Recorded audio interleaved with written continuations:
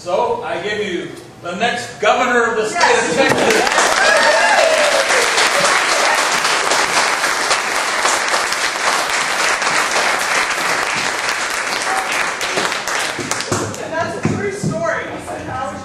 Introduced, and I had to think for a minute, but I thought that was a perfectly good introduction.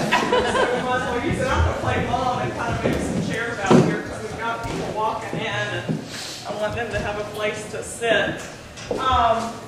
Thanks, everybody, for coming out tonight, and thanks for the interest in the race. You know, I think we've seen stuff we have never seen in our lifetimes happening politically over the last, I guess April 15th was the first kind of wake up, right? And the tea parties and everybody went, oh my gosh, people really are concerned about the political direction our country is taking.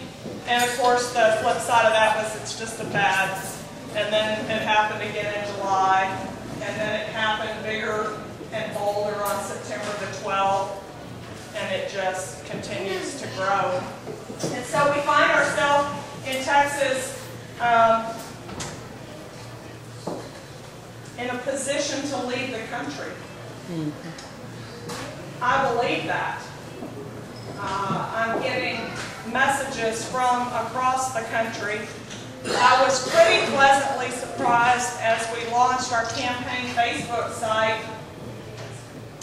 to see I've got fans in other countries. That's just mind-boggling to me that I think there are like 13 countries that have supporters. Not only do we see people in the United States looking to Texas, but if you've traveled outside of our great state, you realize that we are esteemed across the country and around the world as something quite unique. And so we have opportunity here, real opportunity here, to lead the country in a way that we haven't done probably in our lifetime. I think that those of you that are politically active, I know I've been working since the early 90s and really aggressively like eat and read politics. And every year I think this cycle is worse than the last. And every year we hear in Republican circles talk about our slide to socialism and our country is turning socialist. And now we've ratcheted it up and we're not sliding to socialism anymore. We are running full steam ahead towards a Marxist nation. And I have found myself revisiting this idea of would we know freedom if it slapped us in the face? Do we understand the difference between policies that promote a constitutional republic and policies that destroy one? Do we understand the need for sovereignty and just what it is? Because we have a governor that seems to have just discovered the 10th Amendment. Some of us know that's been there for a while.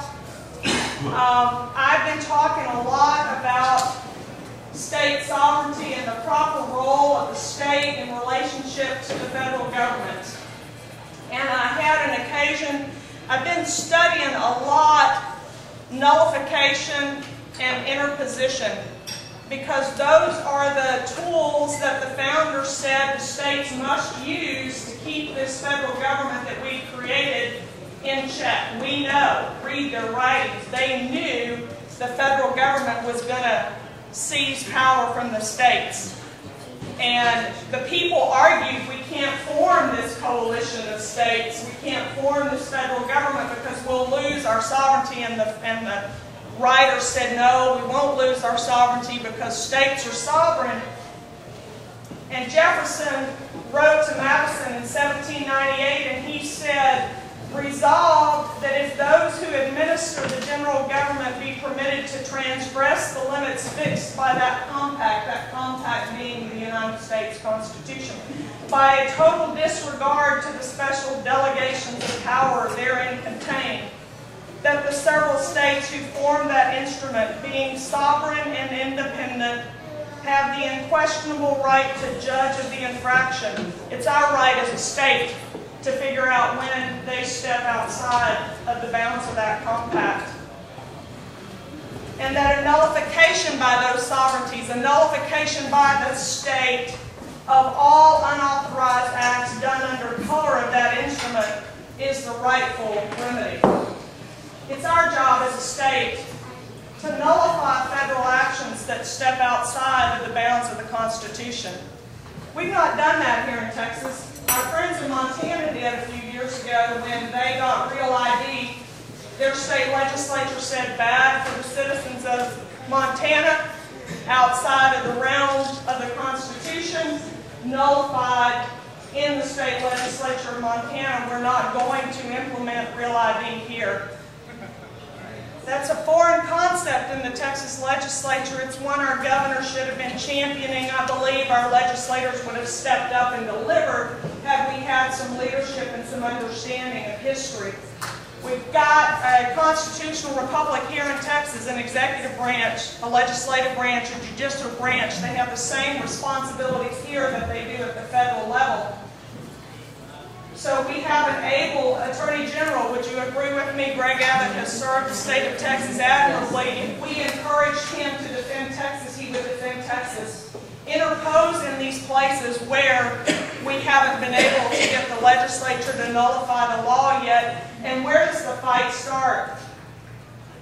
Does it start with telling the federal government that they have no business telling our farmers and ranchers what they can grow, where they can grow, how they can grow it, who they can sell it to? Because that's probably a pretty good place to start. Or maybe we start in the energy industry and we say, we will produce the energy that we want to produce in Texas and we'll decide what those rules are. There's no constitutional provision there for your involvement in our energy industry. Or maybe we start with health care and we say the federal government has no business in health care.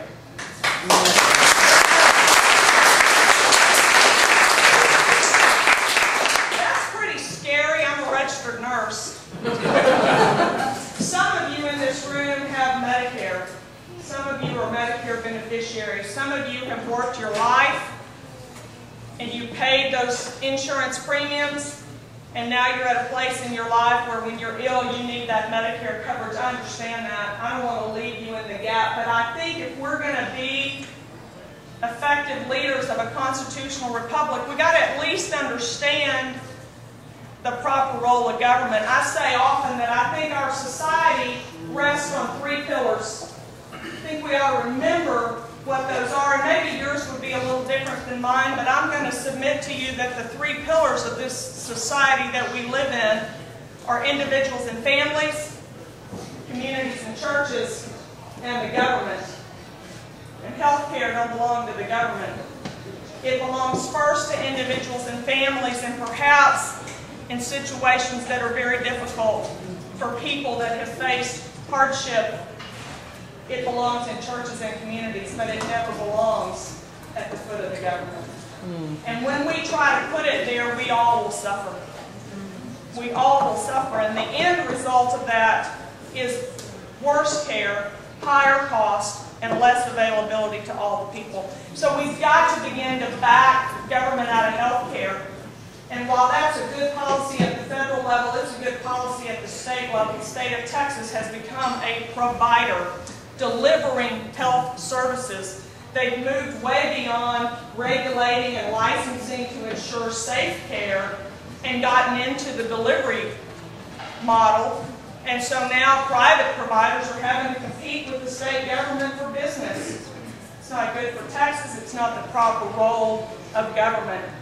Or maybe the state sovereignty fight should be on education, because it's the job of the state of Texas. You know, our Constitution says, our state Constitution says, in order to ensure a people that understands liberty, the state of Texas will provide a free public education for the general dissemination of knowledge. It is the state's job to educate our children. It is first the job of individuals and families to educate our children, and maybe the job of communities with oversight and provision from the state, but it's darn sure not the job of the federal government.